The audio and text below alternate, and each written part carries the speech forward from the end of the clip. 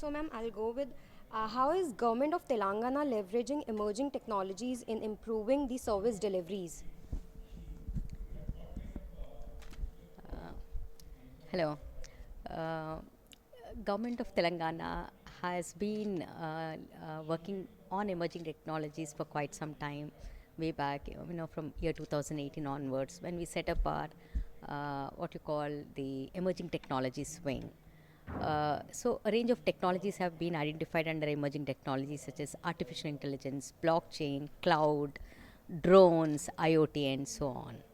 And we have also, for each of these technologies, we have actually come out with specific frameworks where we identify key pillars and key domain areas in the sense departments like agriculture, law enforcement, public distribution. So we identify for each of these technologies, we identify specific use cases or problem statements where such technologies can play a critical role and solve problems for the government.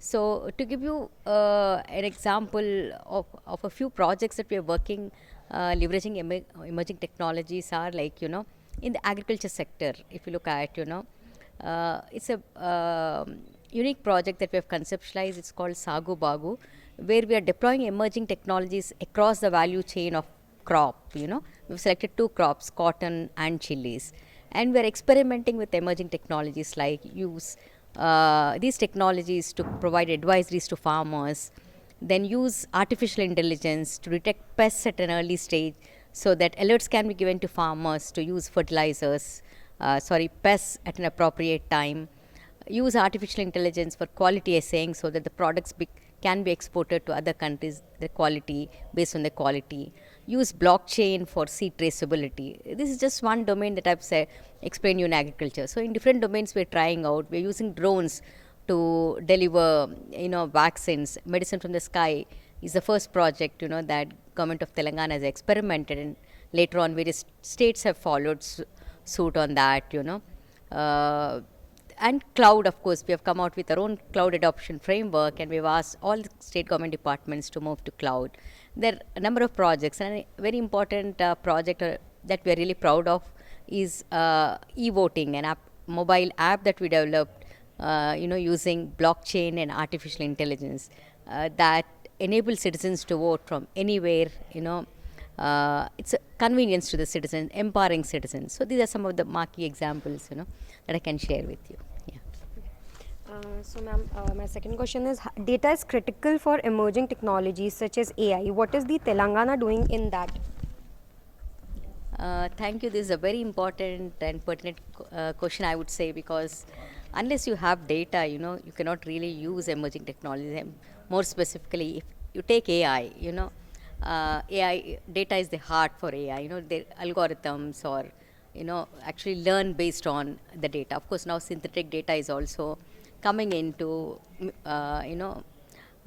in place of the actual data. But coming to the point, how we are using, what are our plans on data? In fact, our state has come out with a open data policy way back in 2016, and since then we have uploaded almost more than I think 800 data sets on our open data platform, portal, pertaining to different departments. That's one thing that we're already doing. The second most important thing that recently we started working on is to set up a data exchange platform, agriculture data exchange platform, wherein we would be initially making available the agriculture data to different users. It could be startups, industries, or any companies, research institutes. Whatever data that the government has, it will be actually made available to over the platform.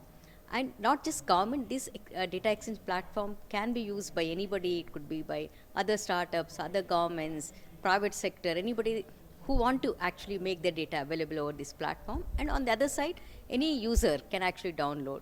And to strengthen this, we are also coming out with our agriculture data management policy that enables the government to share, various kinds of data, both personal and non-personal, because right now we don't have a data protection law in the country, and that's the reason we are coming out with policy. We have released the draft for public consultation. Maybe in a month's time, we would actually, come out with a notification. That's great, ma'am. How is Telangana leveraging the startups in its digital transformation journey? Yeah, thank you. Currently, whatever projects that we are actually executing or implementing on emerging technologies, most of these solutions, I would say, almost all, are being implemented by startups. Currently, we are working with startups on more than 40 plus projects in the state in different domains, like as I said, agriculture, healthcare, law enforcement, forest department, and so on, public distribution, various departments we're working with. And the way we actually work with them is, initially we come out, we ask the departments to share a problem statement or a use case, and we identify a particular solution, any startup can provide. So once we identify a particular startup that has this product that meets our requirements, then we actually procure that solution from them.